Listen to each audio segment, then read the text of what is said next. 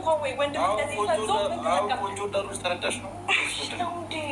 ታውቃታለህ እኮ ወንድሜ ደግሞ ያፈቅርሻል።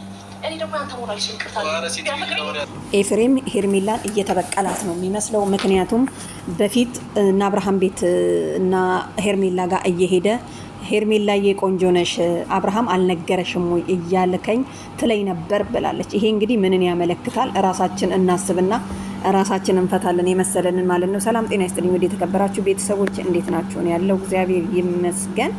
እንግዲህ ቤተሰብ እንደቀጠለ ነው። ምክንያቱም መግቢያ ላይ እንደሰማችሁት ኤፍሬም ቤቴ እየመጣህ ቆንጆ ነሽ ታምሪያለሽ አብርሃም አልነገረሽም ወይ ብለኸኝ ነበረ።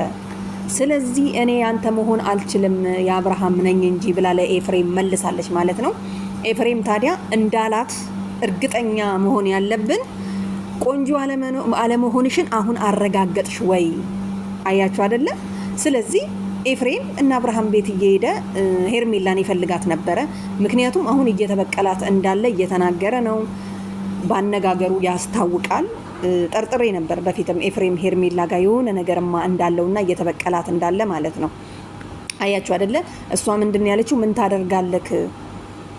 ለምን ታፋታኛለክ? ሀገር ያወቀኝ ፀሐይ የሞቀኝ ቀለበት አድርጎልኝ አብርሽ ከኔ ጋር እያለ አንተ ግን ምንድነው የምታስበጠብጠን ብላለች ማለት ነው። እዚህ ጋር እኔም የሆነ ነገር ልል ፈልጋለሁ ማለት ነው። ኤፍሬም ሄርሜላን እየተበቀላት እንደሆነ ያስታውቃል። እንግዲህ እዚህ ጋር አቅፈዋለች። በግድ ነው ያቀፈችው። ሄርሜላ አይታችሁ ከሆነ ማለት ነው የሁላችሁ እጄን ይዞኛል እኮ እንዴት ለቅቄው ልሂድ? አያችሁ እና ሄርሜላ እንግዲህ አሁን በዚህን ሰዓት እንግዲህ ምንድነው የተባለችው? ከእንግዲህ በኋላ አጠገባቸው እንዳትደርስና በሩቅ ሆና መከታተል እንዳለባት ነው። እናስገርፍሻለን እያሉ ነው እነ ሩታ እኔ ላንቺ አላንስም ከፈለግን ደግሞ ዘበኛውንም ኤፍሬምም ዘበኛውን አስመጥተን ከዚህ ማስባረር እንችላለን እናንተን አክብሬ ነው ብሏል። ግን እንትና ኤፍሬም ዛሬ ማለት ነው በጣም ደፋር ሆኗል። በጣም እየተናገረ ነው። እህቶቹን ታላላቆቹን ራሱ ሊፈራ አልቻለም። ቡዜንም ለምትጠይቀው መልስ ትክክለኛ መልስ እየሰጠ ነው የሚመስለው። ምክንያቱም መብቱ ነው እሱ የሩታ ነው አሁንም እያለ ነው። እንግዲህ ወንድሙ ጋር ማደር በነበረበት ሰዓት እሱ ሩታ ጋር መጥቶ አድሯል ማለት ነው። አብርሽ እንግዲህ እሱን ጠርጥሮ ይሁን እንዲህ አብርሽ በሌሊት የመጣው እናንተ አንዳንዴ እኮ ያስጠረጥራልና እንግዲህ ሄርሜላ ምንድን ያለችው ሊነግረኝ የፈለገው ነገር አለ አብርሽ ግን መናገር አልቻለም። በግንባሩ አይ ምንም የለም ነገርና ደግሞ አይኑ ይንከራተታል ከሄርሜላ ጋራ ማለት ነው። የሆነ ነገርማ አብርሽ የሆነ የተወተፈበት ነገር አለ እንዳይናገር ማለት ነው። ያው እንግዲህ እኛ ማውጣት አንችልም። እንግዲህ ያው ሩታ ታውጣለክ እንጂ እና ቤተሰብ ማለት ነው። እንግዲህ ዛሬ አምረዋል ቡዜና ዴቭ እንግዲህ ባንቺ ሰበብ ነው ልጁ ይዳንና አማራጭ ተወጃለሽ እኛ ልጁ እንዲድን ነው የምንፈልገው ብለዋል ማለት ነው። ያው እንደሚታወቀው ቡዜና ዴቭ እንግዲህ ከሄርሜላ ጋራ እንዲሆን ፍላጎት ያላቸው ይመስላል። እና ሩታም አምራለች። ሄርሜላ እንግዲህ በቃ እየሄደች እየተመለሰች አታሳዝንም? ፍቅር እንዲሆንላችሁ እንደዚህ የሚያንገላታው ማለት ነውና እንግዲህ ዛሬ የሆነ ቪዲዮ ሰርቼ ነበርና ቪዲዮ በፎቶ ሳይሰራባት ኤፊን ያለው እኔ አይደለሁም እና በፎቶ አሰረስተሃበት ፎቶውን ስታቅፍ ለሊት አብርሽ ከዛ እሱን ያቀፈች መስሎት በእግሩ በሮ መጣ ምናምን ነገር ሲል ነበርና ምን ለማለት ፈልጌ መሰላችሁ? አብርሽ የተደረገበት ነገር አለ። አሁን ደግሞ ገና የሚወጣ ነገር አለ። ኤፍሬምና ሄርሜላ መሀል ውስጥ የሆነ የተደበቀ ነገር እንዳለ ያስታውቃል።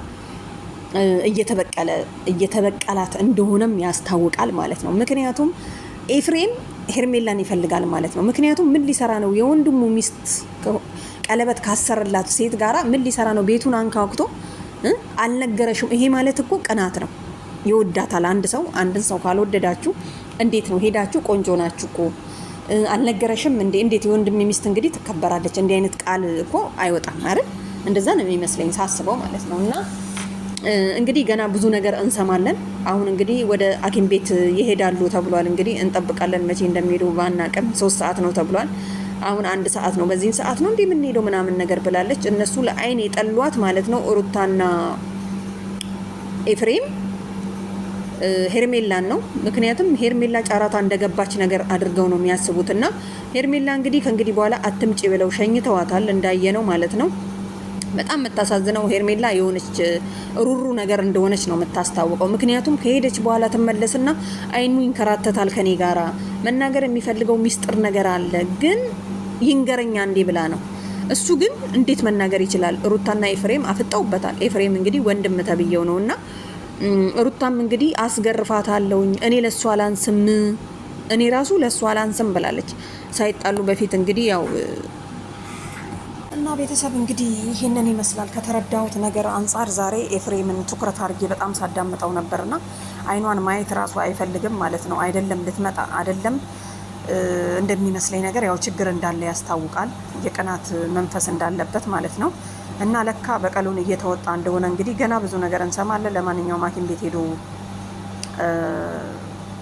በሽታውን የአብርሽን አውቀን ጤነኛ ሆኖ አብርሽ ምርጫውን ብቻ መስማት ነው የምንፈልገው። ስለዚህ ለጊዜው ማለት ነው ለጊዜው ሄርሜላ ልጁ ድኖ ሄርሜላዬ የት ነሽ እስከሚለሽ ድረስ መምጣት የለብሽም ሩታ ጋር ማለት ነው። ምክንያቱም ልጁ ጤነኛ ሲሆን የራሱ ምርጫ ይኖረዋል ማለት ነው። አሁን ግን በግድ እያስገደዳችሁት እንዳለ ነው የሚያስታውቀውና እንግዲህ አብርሽ አይኑ ሲንከራተት ምናምን ነገር ሄርሜላን እንትን ይላል፣ ግን መናገር አይችልም። ለማንኛውም ያው እንግዲህ ከመገረፍ ያውጣሽ።